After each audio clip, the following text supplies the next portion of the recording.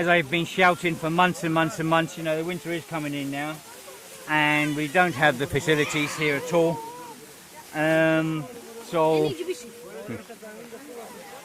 you know, people are suffering even more. People are having to stay in the wet and the cold day in, day out. You know, the UN should step up and the aid agency should step up. UNHCR should step up a bit. So, you know, but we really, really need more camping facilities, tents, etc., etc. The UNHCR did promise me the day the High Commissioner arrived here that I could have tents all along the beaches. They gave me someone's phone number they introduced me. They said keep in contact with him and everything else, but she's literally refusing to answer our emails now. So they don't want to give us tents, obviously. You know, this is wrong.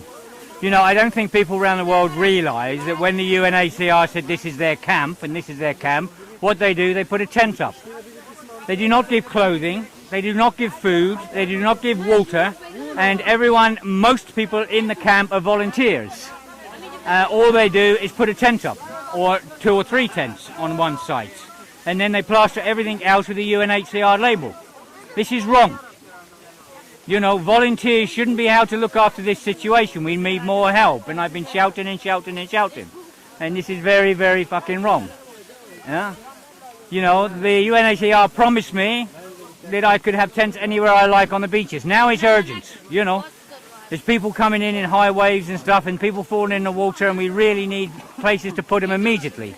Now, I did say it was urgent when I spoke to them, but obviously they don't want to speak to me anymore. Or the person they put me in charge of to speak to me didn't want to speak to me. This is bloody wrong. Just because the UNHCR High Commissioner was there, promising me this and not delivering is very, very wrong. You are the UNHCR. You're meant to be here for the refugees. Yeah? Now, the amount of money you spent here is next to zero. You know, I'd like to know the amount of money you've got from governments and from people around the world to cover this situation. When you see people out in the wet, sleeping and everything else under trees and in mud and everything else, and babies and women the same, and you're still not delivering and still not helping, that's disgusting. Absolutely disgusting. You know, we're in Europe here, we need help.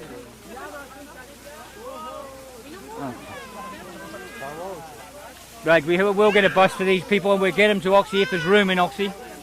I know there's not room in Moria. I know hundreds and hundreds and hundreds are sleeping under trees and stuff. You know, but we do need the facilities. We need more tents. We need more tents in sites to put people. It's only going to be a matter of time now that it's going to swing round to the northeast and the wind's going to come in, and then we've got a major problem. If you look at the children I've seen today with their teeth shaking and everything else, you know, and crying and screaming because they're so cold and their whole body shaking, yeah. And the money is there. This is the sick part about it. The money is there. And these people, in a few days when the north wind turns in, we're going to lose people out here, and a lot of people. Yeah. Okay, I'm going to shut this one down.